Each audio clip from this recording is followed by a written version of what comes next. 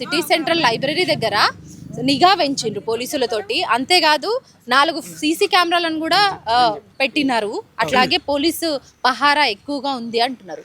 ఇవన్నీ అరేంజ్ చేసినటువంటి library management ఎందుకు అక్కడ ఉన్నటువంటి ఫెసిలిటీస్ని పెంచలేకపోతుంది? కనీస అవసరాలకు ఈవెన్ లేడీస్ వెళ్ళలేని సిచ్యువేషన్లో అక్కడ వాష్రూమ్స్ ఉన్నాయని విన్నా.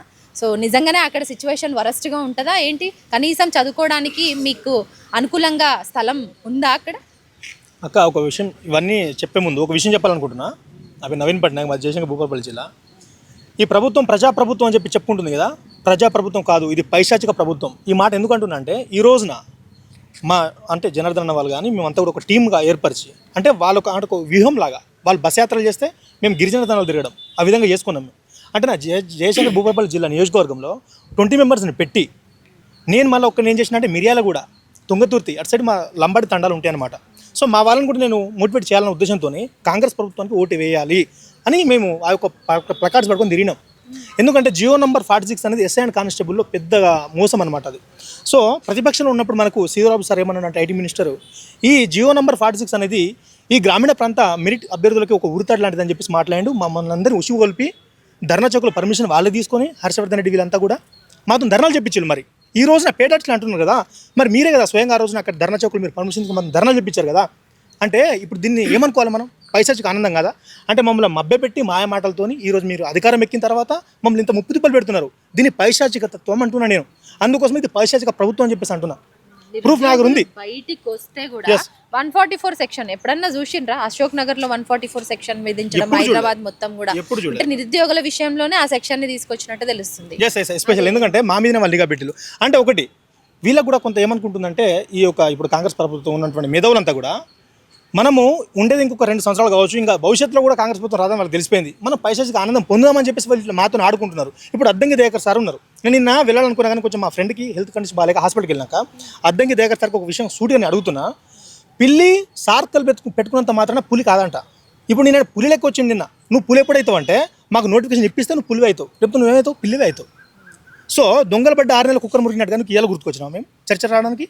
అంటే 18 నెలలు కాబట్టి మేము రోడ్ల పని తిరుగుతుంటే ధర్నాలు పెట్టుకుంటుంటే అక్కడిక్కడ మొత్తుకుంటుంటే మీకు ఎప్పుడు గుర్తురాని మేము ఈ రోజున నువ్వు వచ్చి ఏదో సర్కస్ పెట్టినట్టుగా అందరిని అలరించడానికి నవ్వులాటలాగా కొన్ని రోజులతో మాట్లాడితే వీళ్ళు ఆగుతారు. మళ్ళీ లోకల్ బాడీ ఎలక్షన్ అయిపోతాయి. ముందుంది సర్పంచ్ ఎలక్షన్స్, జెడ్పీటీసీ, ఎంపీటీసీ అనేసి ఈ ఎలక్షన్స్ తోటి మళ్ళీ ఇంకొక సంవత్సరం నెట్టేసుకుంటూ వచ్చేస్తారు. మరి ఎట్లా అసలు మీ విషయంలో ఎవరితో ఇప్పుడు ఉన్న వాళ్ళతోటి ఎంత ఫైట్ చేసినా అయితలేదు? సీఎం రేవంత్ రెడ్డి అపాయింట్మెంట్ అడిగితే అది కుదరట్లేదు. కనీసం ఆయన వస్తాడా అంటే కాదు. సో మధ్యవర్తులను పంపించే ప్రయత్నమే ఇప్పటివరకు నడిచింది. ఎట్లా మీ సమస్యను ఎట్లా సార్ట్అవుట్ చేసుకోవాలనుకుంటున్నారు? నోటిఫికేషన్స్ని విడుదల చేయడంలో ఎందుకు జాప్యం చేస్తుంది కాంగ్రెస్ ప్రభుత్వం అనుకుంటారు? సూటి ప్రశ్న గవర్నమెంట్. అక్క ఒకటే విషయం అక్క, ఇప్పుడు వీళ్ళు ఏం చేస్తున్నారంటే, మేము రేవంత్ రెడ్డి సార్ని కలిసి స్వయంగా మాట్లాడమంటే మాకు అవకాశం ఇస్తలేడు.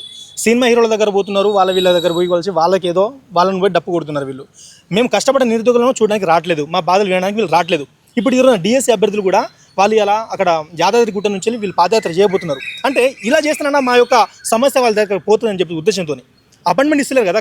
కాబట్టి వాళ్ళ ఇష్యూ చెప్పుకోవడానికి ఎన్నో మీడియా ఛానల్ మీరు సహకారం మాకు అందిస్తున్నారు చెప్పాలంటే మీడియా మిత్రులందరూ కూడా. సో మీ ద్వారా ఎంత చెప్పినా కూడా వాళ్ళకి తెలుసు ఇంటెలిజెన్స్ నుంచి ఈ విషయం పోతుంది, కానీ స్పందిస్తలేరు. కానీ పాదయాత్రనే చేద్దాం, ఒక 4-5 రోజులు చేద్దాం, అట్లనే వాళ్ళ కొంచెం వాళ్ళకి నోటీస్ అయితే చెప్పి ఉద్దేశంతో రకరకాలుగా ప్రయత్నం చేస్తున్నాం. కాబట్టి దయచేసి రేవంత్ రెడ్డి సార్ గారికి ఒకటి సూటిగా ప్రశ్న ఇస్తున్నాం. తప్పకుండా మీరు local body election before notification ఇస్తే బాగుంటుంది. జీపీఓ కానీ, ఎస్ఐ కానిస్టేబుల్ కానీ, డిఎస్సీ కానీ ఇవన్నీ కూడా ఇస్తేనే బాగుంటుంది.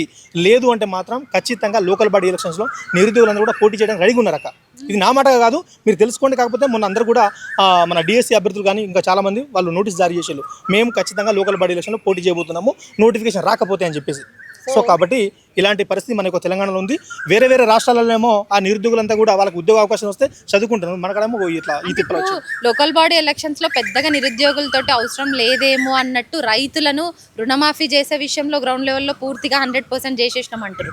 రైతు భరోసా ఇచ్చేసినామంటారు. ఇంద్రమ్మ ఇల్లులు శంకుస్థాపనలు, ఇంద్రమ్మ ఇల్లుల పంపిణీలు ఇట్లాంటివి చేస్తున్నారు. అంటే రైతులని కొంత వాళ్ళకు అనుకూలంగా మార్చుకోవడం వల్ల మళ్ళీ నెక్స్ట్ వచ్చే ఎలక్షన్స్ లో వాళ్ళే గెలుస్తారనేసి ఒక భావనలో ఉన్నారనుకోవట్లేదా మీరు? అక్క రైతులకు మేము ఏదో చేస్తున్నాము వాళ్ళందరూ కూడా మా పక్షాన ఉన్నారని అనుకుంటున్నాను. కానీ ఈ విషయానికి ఒకటే క్వశ్చన్, ఒక్కసారి స్వయంగా వాళ్ళే రైతుల కాడికి పోతే వాళ్ళ యొక్క లోపల ఉన్నటువంటి భావం ఏందో వీళ్ళకి తెలిసిపోతుంది. నేను ఇంకా చెప్పనవసరం లేదు, రోజు వీడియోలో చూస్తున్నాము ఒక్కొక్క మహిళలు ఎలా మాట్లాడుతున్నారు, రైతు ఎలా బాధపడుతున్నాడు, వాళ్ళకి యూరియాలు రాక ఏమి రాక కరెంట్ అందక వాళ్ళ ఆత్మహత్యలు చేసుకునే పరిస్థితి ఏర్పడుతుంది మన తెలంగాణలో. కాబట్టి ఇలా మనం చెప్పడం కాదు, వీళ్ళు స్వయంగా పోతే తెలుస్తుంది ఈ కాంగ్రెస్ ప్రభుత్వంలో 18 ఏళ్ళను ఎంత వ్యతిరేకత వచ్చింది అనేది వీళ్ళు కళ్ళారా చూడొచ్చు.